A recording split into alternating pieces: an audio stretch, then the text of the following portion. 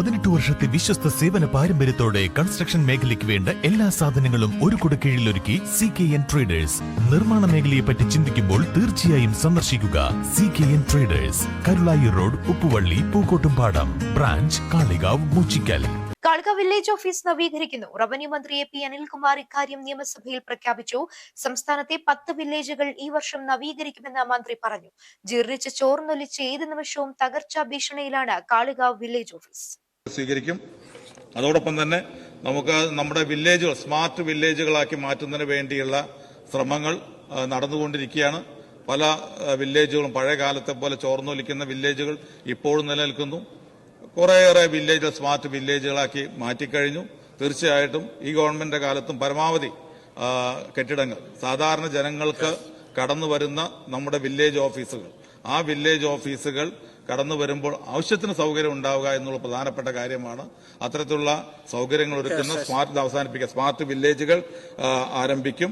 10 smart വില്ലേജുകൾ Thazhekode പഞ്ചായത്തിലെ Arakkuparamba village office, Kalikavu പഞ്ചായത്തിലെ Kalikavu village office, Koduvally, Omassery, Puthur village office ഉൾപ്പെടെ 10 വില്ലേജ് ഓഫീസുകൾ സ്മാർട്ട് വില്ലേജ് ഓഫീസുകളാക്കി മാറ്റുവാനുള്ള നടപടി സ്വീകരിക്കും. ഫണ്ടിന്റെ സാമ്പത്തികമായ സാഹചര്യത്തിനനുസരിച്ച് കൂടുതൽ സ്മാർട്ട് വില്ലേജ് ഓഫീസുകൾ കൂടി അനുവദിക്കും എന്ന് സൂചിപ്പിക്കുവാനും ഈ സന്ദർഭം വിനിയോഗിച്ചുകൊണ്ട് റവന്യൂ വകുപ്പ് തീർച്ചയായും ജനങ്ങൾ ഏറ്റവും കൂടുതൽ ബന്ധപ്പെടുന്ന ഒരു വകുപ്പ് എന്നുള്ള നിലയ്ക്ക് ജനങ്ങൾക്ക് കിട്ടേണ്ട സേവനം ഏറ്റവും സുതാര്യമായ രീതിയിൽ ലഭിക്കാനുള്ള നടപടി ഉണ്ടാകും എന്ന് കൂടി ഈ സഭയെ അറിയിച്ചുകൊണ്ട് ഈ ധനാഭ്യർത്ഥനകൾ പാസാക്കി തരണം എന്ന് അഭ്യർത്ഥിക്കാൻ. മലയോര മേഖലയിലേറെ പ്രാധാന്യമുള്ള സർക്കാർ സ്ഥാപനമാണ് കാളികാവ് വില്ലേജ് ഓഫീസ്.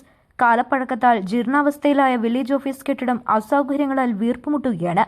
ചെറിയൊരു മഴ പെയ്താൽ പോലും വലിയ തോതിൽ ചോർന്നൊലിക്കുന്ന അവസ്ഥയിലാണ്. ചോർന്നൊലിക്കുന്നത് തടയാൻ പ്ലാസ്റ്റിക് ഷീറ്റ് വിരിച്ചിരിക്കുകയാണ്. ഫയലുകൾ മാത്രമല്ല, വൈദ്യുതിയുടെ സംവിധാനങ്ങളെല്ലാം ചോർന്നൊലിച്ച് വെള്ളത്തിലായ ചുമരിലാണ്. ഫയലുകളും മറ്റ് രേഖകളും സുരക്ഷിതമായി സൂക്ഷിക്കാൻ സൗകര്യങ്ങളില്ലാതെ ദുരിതത്തിലാണ്. ഫയലുകൾക്കും രേഖകൾക്കും മാത്രമല്ല, ഓഫീസിലെ ജീവനക്കാരുടെ ജീവന് തന്നെ ഭീഷണിയാണ് കാളികാവ് വില്ലേജ് ഓഫീസ് കെട്ടിടം.